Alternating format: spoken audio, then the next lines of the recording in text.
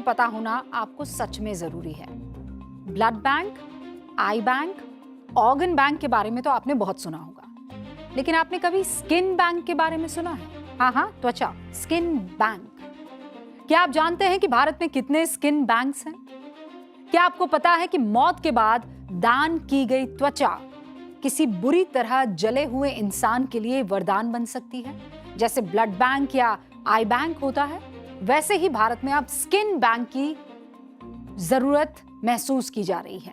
जिंदगी बचाने का एक बड़ा जरिया यह बन सकता है। और अब तो संसद में नेशनल स्किन बैंक बनाने की आवाज भी उठ गई है। लेकिन इसकी जरूरत पड़ी क्यों?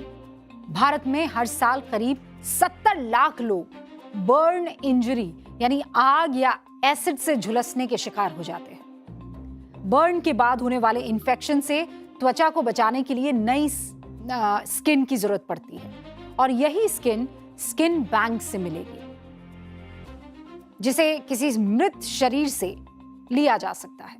लेकिन स्किन डोनेशन के बारे में भारत में जागरूकता अभी भी नहीं है, और है भी तो बहुत कम।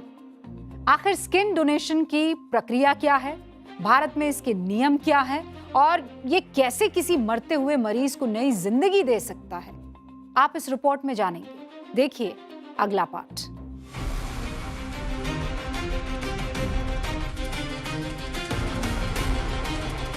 संसद सत्र के दौरान शोर शराबा, विरोध प्रतिरोध, नारेबाजी और बार बार स्थगन के बीच एक ऐसा मुद्दा भी उठा जिस पर बहुत कम बात होती है, बहुत कम चर्चा होती है।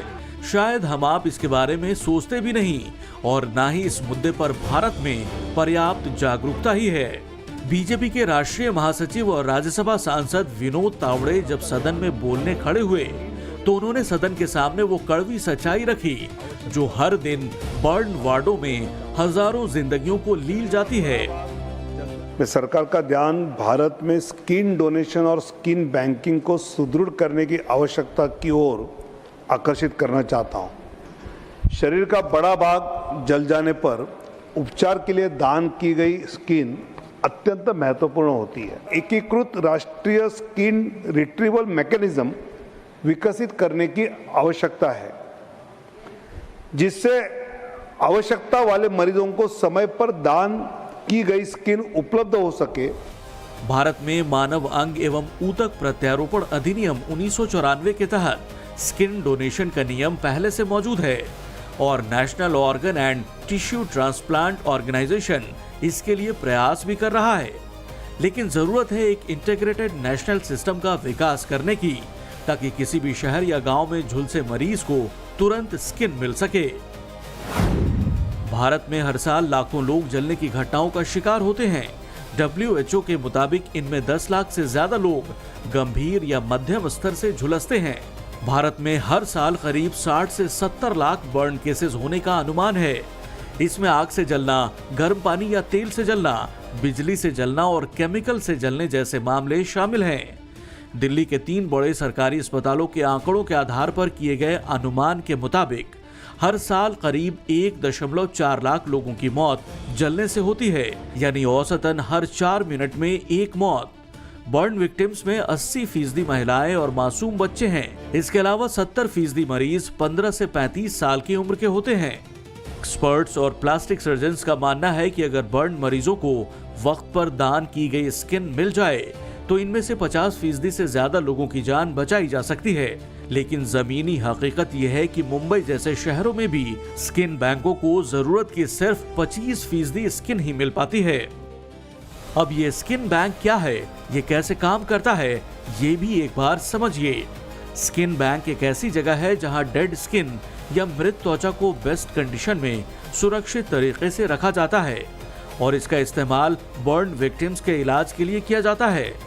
यही काम आता है स्किन डोनेशन, जो मौत के बाद किसी की जिंदगी बचाने का तरीका बन जाता है। कोई भी शख्स सबसे पहले अपनी इच्छा से ये डोनेशन कर सकता है।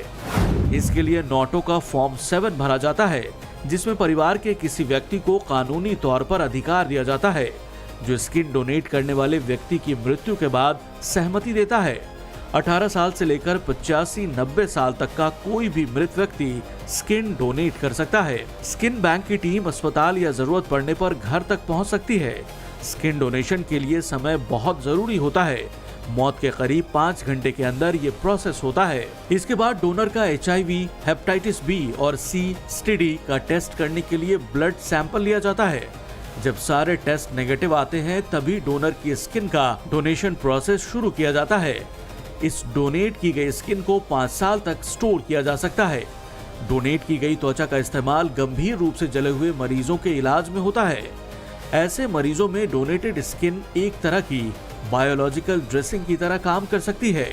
घाव को ढकने, संक्रमण के खतरे को कम करने और मरीज को इलाज के दौरान बचाने में मदद करती है, जब तक मरीज का शरीर खुद नई त्वचा नहीं बना लेता। देश भर के डॉक्टर्स भी इस बारे में लोगों को जागरूक करने की कोशिश कर रहे हैं।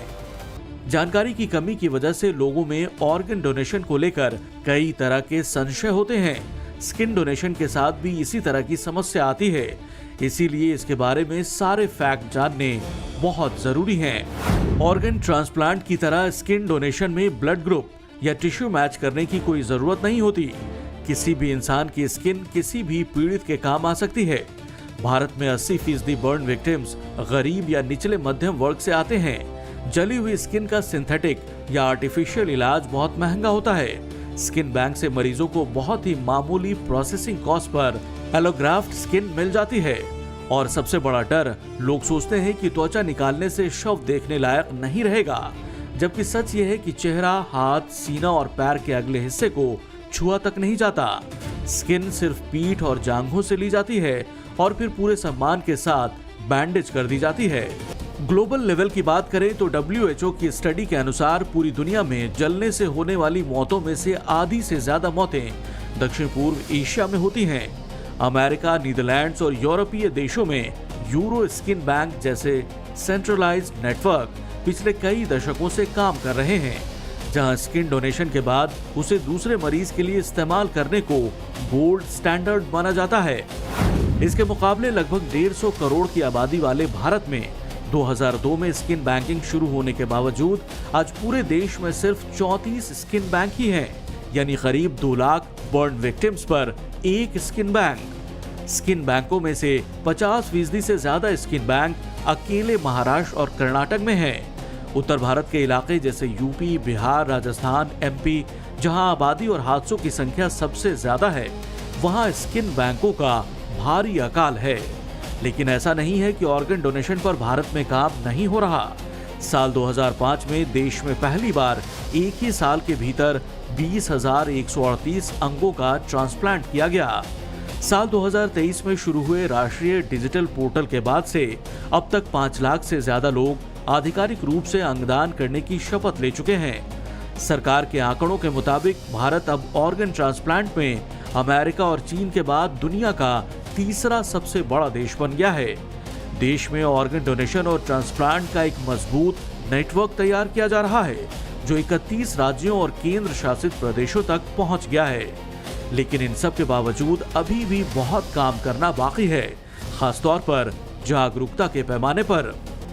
मृत्यु के बाद हमारा ये नश्वर शरीर या तो राख बन जाता है या मिट्टी में विलीन हो जाता है, लेकिन वही शरीर अगर जाते जाते किसी जलते हुए तड़पते इंसान के लिए काम आ जाए, किसी की ढाल बन जाए, तो उससे बड़ा पुण्य और इस राष्ट्र के लिए उससे बड़ी सेवा कोई नहीं हो सकती। Bureau report, times now, Navbharat. और अब जरा दुश्मनों को चेताने वाली खबर। युद्ध के मैदान में अब दुश्मन की खैर नहीं।